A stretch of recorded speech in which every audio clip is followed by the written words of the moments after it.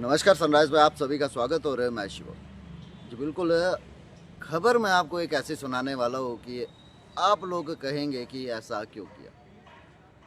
जनाब उमर अब्दुल्ला साहब को जम्मू कश्मीर के लोगों की चिंता सताने लगी है। चाहे वो चिंता जम्मू में हाल ही में हुए 2 हादसे, जिनमें से एक हादसा हमने आप लोगों के साथ शेयर भी किया था, आपको खबरें भी दिखाई थी कि किस तरह एक युवक जिसको पुलिस द्वारा डिटेन किया गया, कुछ सस्पेक्शन के कारण डिटेन किया गया होगा, और उसके बाद जो है उस युवक से पूछताछ के बाद उस युवक को जब छोड़ दिया गया तो उस युवक द्वारा क्या है ऑनलाइन आया और उस युवक ने ऑनलाइन आकर सुसाइड कमिट कर दिया। जी बिल्कुल, कल कुछ वीडियोस भी वायरल हुई थी, आपने हमारे सनराइज मेल पर वीडियोस भी देखी ही होंगी। और दूसरी घटना आपको बता दूं कि कश्मीर में ही एक सिक्योरिटी नाका आर्मी द्वारा लगाया गया था। एक ट्रक जो कि आ रहा था उसे रोकने का सिग्नल बार बार देने के बाद भी वो ट्रक नहीं रुका और आर्मी द्वारा नाका लगाया जो गया था उस नाके को तोड़कर भाग गया। इस ट्रक को रोकने की फिराक में आर्मी द्वारा गोलीबारी की गई और साथ ही साथ गोलीबारी में ये ट्रक ड्राइवर इंजर्ड हो गया और इस ट्रक ड्राइवर ने हॉस्पिटल पहुंचने से पहले ही अपने प्राण त्याग दिए। जी बिल्कुल, इन दोनों घटनाओं को लेकर सीएम उमर अब्दुल्ला साहब चिंतित नजर आए हैं और चिंता उनको ये है कि इन घटनाएं अगर ऐसी ही होती रही तो जम्मू कश्मीर के लोगों को अलग थलग पड़ने का डर उनको ये सता रहा है। जी बिल्कुल, मैं पूछना चाहूँगा सीएम अब्दुल्ला साहब, आप 3 फरवरी 2025 को कहाँ थे? जी बिल्कुल, 3 फरवरी 2025 जब कश्मीर में ही एक एक्स सर्विसमैन मंजूर अहमद वागे को उसी के घर पर जाकर निहत्थे गोली मार दी गई जब वो व्यक्ति बकरी चरा रहा था। आप उस समय कहाँ थे जब उस व्यक्ति के साथ साथ उसकी बीवी और साथ ही साथ एक छोटी बच्ची, 13 साल की छोटी बच्ची को भी इंजर्ड किया गया?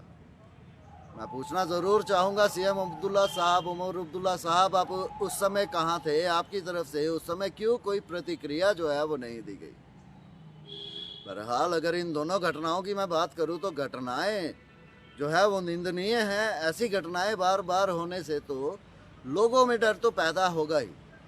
पर सीएम उमर अब्दुल्ला साहब, आपको ये चीज़ भी बता दी जाऊँ कि मैजिस्ट्रेट इंक्वायरी के ऑर्डर डिस्ट्रिक्ट मैजिस्ट्रेट कठुआ द्वारा कल दे दिए गए हैं और साथ ही साथ 5 दिन के अंदर जो है वो रिपोर्ट भी मांगी गई। बहुत हैरानी की बात है, ऐसा भी हो सकता है कि उमर अब्दुल्ला साहब एक एक्स आर्मी मैन की मौत पर मिलिटेंट द्वारा घर पर घुसकर उस व्यक्ति को मारा गया जब वो बकरियां चरा रहा था और निहत्था उसको मारा गया। साथ ही साथ उसकी एक बच्ची 13 साल की और साथ ही साथ उस व्यक्ति की बीवी जो है वो भी इस हादसे में घायल हुई। पर उस समय आपके द्वारा कोई भी टिप्पणी क्यों नहीं की गई?